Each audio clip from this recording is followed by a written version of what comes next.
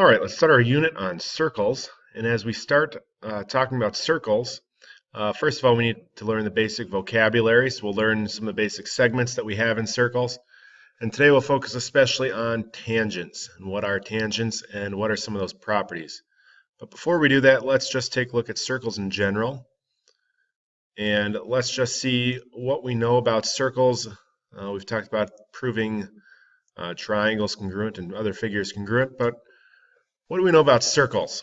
Are all circles the same? We've talked about in previous units about triangles and how we have different triangles, but what do we know about circles? So as we look in GeoGebra here, circle B and circle A, what can I do to make circle B the same as circle A? Well, if I translate it to the right 4 units and up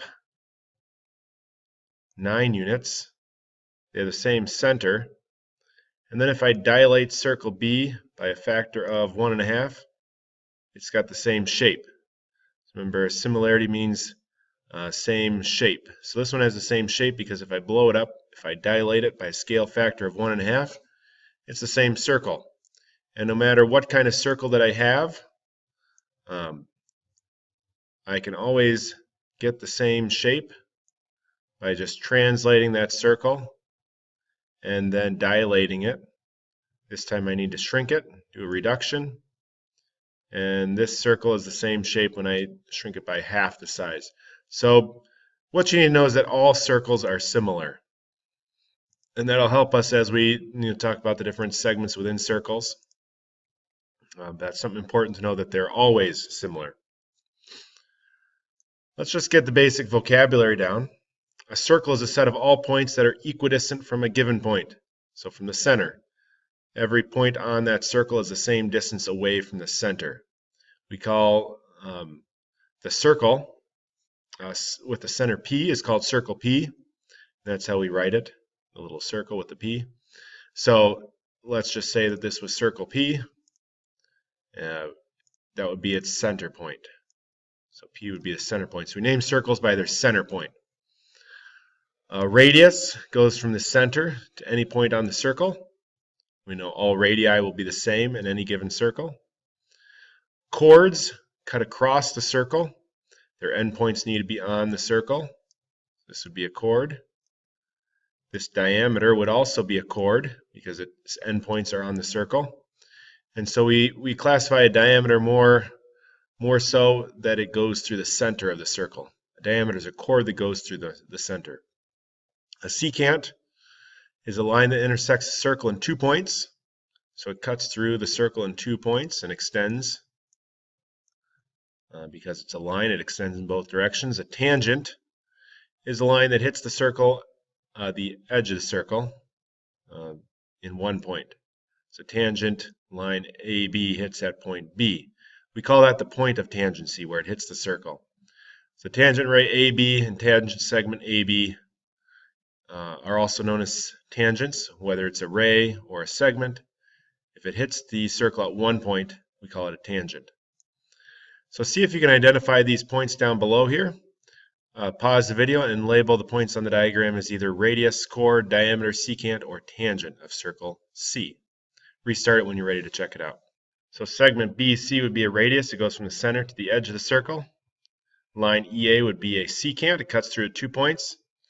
And ray DE would be a tangent ray. So as we start talking about the different segments in a circle, let's calculate these given lengths. So the radius of circle A. So from the center to any point on the edge, that would be 2. Diameter, circle A, all the way through the center is 4. If we take a look at circle B, start at the center, 1, 2, 3, 4 units. Its diameter, 1, 2, 3, 4, but then it goes all the way to the edge, 5, 6, 7, 8.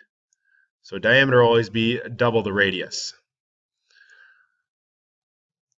And then next we talk about common tangents between circles. We want to find out how many common tangents, how many ways can we connect these so that a line hits in 2 points. Or rather, a line hits on one point on one circle and another 1 point on the second circle. So that's 1, 2, and then we could also have a line through the middle there, so we'd have 3 on that one.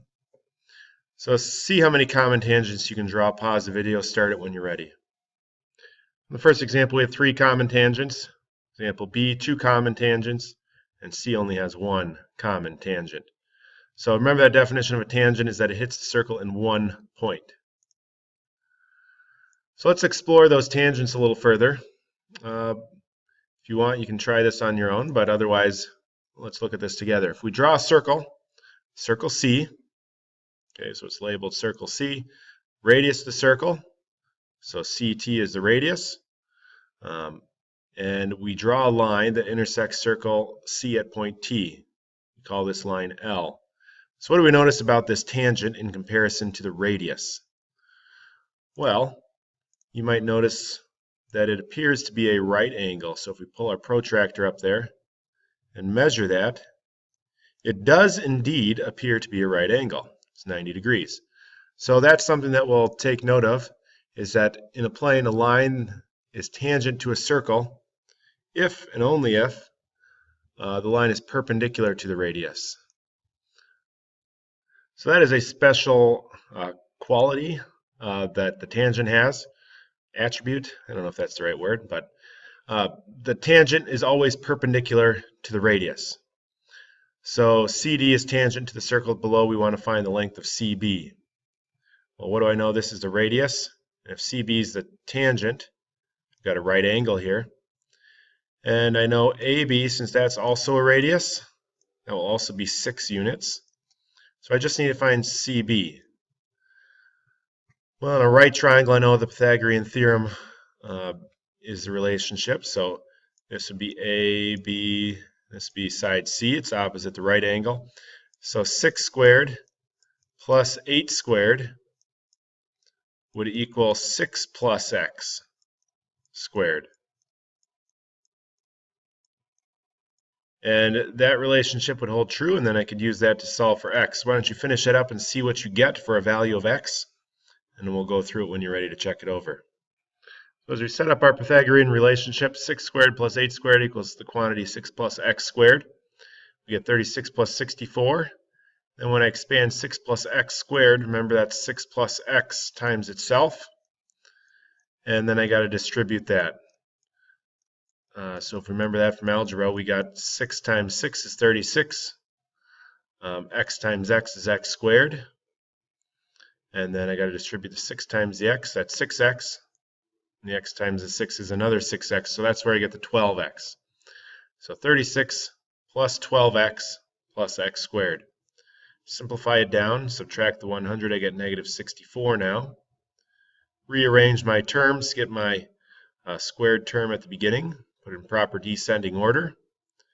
And then when we're solving a quadratic, remember that if we get it equal to 0, multiple ways we can solve it. Use quadratic formula, graph it, or factor it. This one's simple enough that I can factor. Got to find a product of negative 64, the sum of 12. Well, 16 times negative 4 is negative 64, and 16 plus negative 4 is 12. So I know x would have to be either negative 16 or 4. Hopefully you remember that algebra from last year. So CB would have to be 4 units.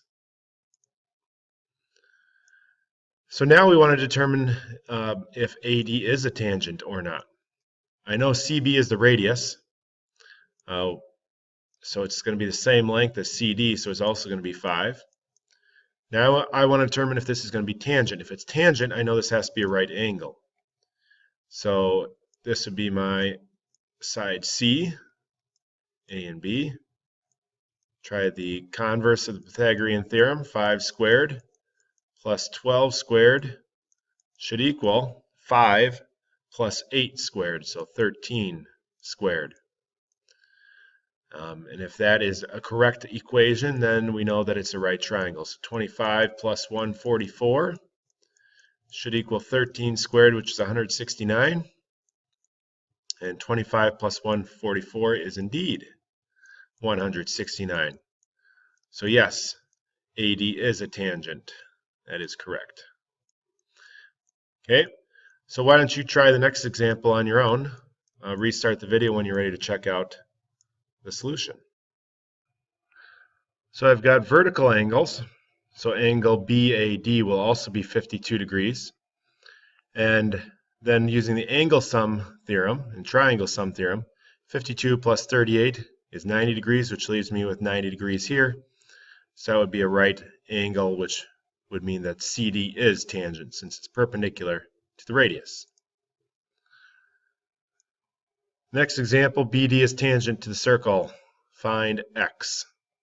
I'll let you try that one as well. Pause the video, start it when you want to give that one a try and check it out. So RB is the radius, so is RA. So those are both 8 units. And then since it's a tangent, we're told it's tangent, we know that this tangent line is a right angle to the radius. So I've got a Pythagorean relationship, so 8 squared plus x squared equals 17 squared. And I solve that and I get x equals 15. The next theorem we'll take a look at is that when we have tangent segments from a common external point, we're told that they are congruent.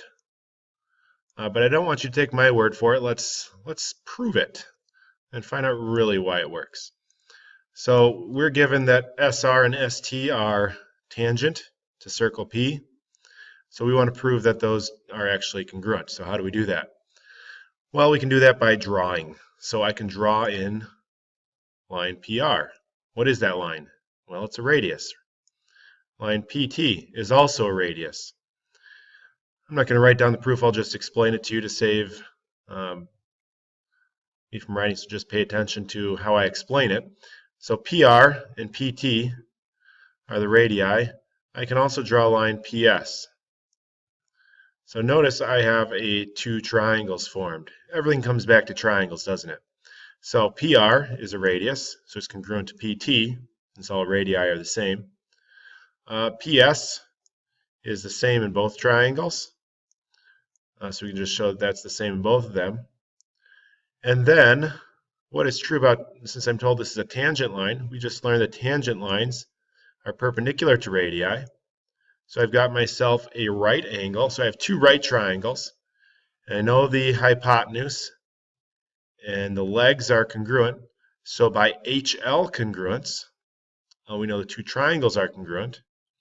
And since the triangles are congruent, corresponding parts are congruent.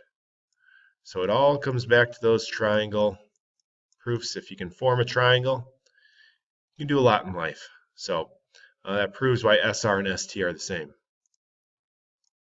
So finally, let's apply that property. RT and RS are tangent. So how do we find the value of X? Well, if they're both tangent, we know that, well, we've got two triangles that are right triangles. We know the hypotenuse is the same and the legs are the same. So these corresponding sides must be the same. So 28 should equal 3x plus 4. We solve that equation, subtract 4 from both sides. 3x is 24. Divide by 3, x is 8. And there we have it. So we learned a little bit about the basics of circles today and the segments that we find in circles, whether it be a chord, a radius, or diameter, secant, and tangents. And we focus especially on those tangents and said that they form right angles with the radii and that common tangents are congruent from the same external point. So you'll spend some time doing some work with that. If you have questions, I'll take care of that in class.